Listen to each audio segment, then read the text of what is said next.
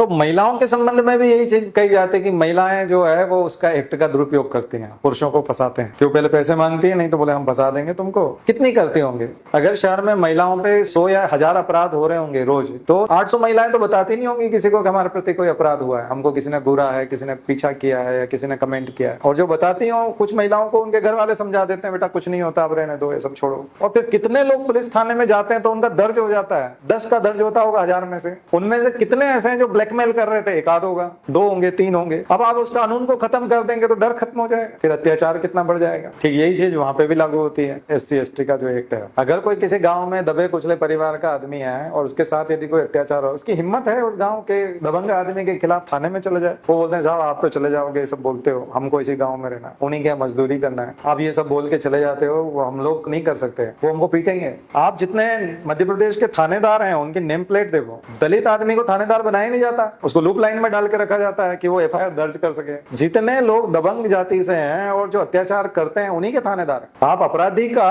और थानेदार का दोनों का सरनेम मिला लो, सेम है। पीड़ित आदमी के पक्ष वाला थानेदार होता ही नहीं, दर्ज कहां से होगा? मिसयूज की बात कहां से आ गई? होता ही नहीं, दर्ज ही नहीं होता। मैंने आपको पहले भी कहा था, एक आप कलेक्टर हो, कलेक्टर होते हुए भी यदि कोई थानेदार मना कर दे कि मैं इस पीड़ित की दर्ज नहीं करता, आप दर्ज नहीं करवा सकते, आपके पास कोई रास्ता नहीं है। कलेक्टर असहाय महसूस करता है, कलेक्टर खुद। आप बात कर रहे हैं आम आदमी की, कैसे होगा उसका दुरुपयोग? और होगा, चलो हम मानते हैं होगा, कितना प्रतिशत होगा, कितने कम लोग करेंगे? आपने उसको आम धारणा बना दी, कैसे ही होता है, कैसे होता है? महिलाओं वाले के साथ प्रयोग करके देख लो, दोनों में क्या अंतर है? दोनों पीड़ित हैं, सबके साथ होता है ना। ये तो हर घर में महिलाएं हैं, बहन माँ है, वो आके बताती होंगी कि हमारे साथ ये हुआ है। कितने लोगों ने करवा लिया? कितने दलितों को भंगी से लेकर के पता नहीं क्या क्या शब्द बोल दिया जाता होगा और उसको चोर बोल दिया होगा, उसकी पिटाई कर दी होगी चलते चलते। कितने दलित जो है वो बुरा मान जाते हैं और आत्मग्लानि पाल लेते हैं या आत्महत्या करने के लिए हो जाते हैं, या फिर कितने लोग कर लेते हैं? कोई नहीं करते हैं, उनको मार के भगाते हैं और दूसरी जगह झोपड़ी बना लेते हैं। ऐसे एक गांव में मान लीजिए 40 परिवार हैं, उन सबके घर जला दिए, 40 ही नया गांव में जाकर के नया मकान बना लेते हैं। अपने खेत पे फिर जीवन में कभी नहीं जाते, नई मेहनत करते हैं, नए सिरे से खेत खरीदते हैं। सामूहिक नरसंहार होते हैं। आप कैसे करेंगे, कैसे रोकेंगे? Political will power. समाज को बदलने के लिए राजनीतिक इच्छा शक्ति चाहिए,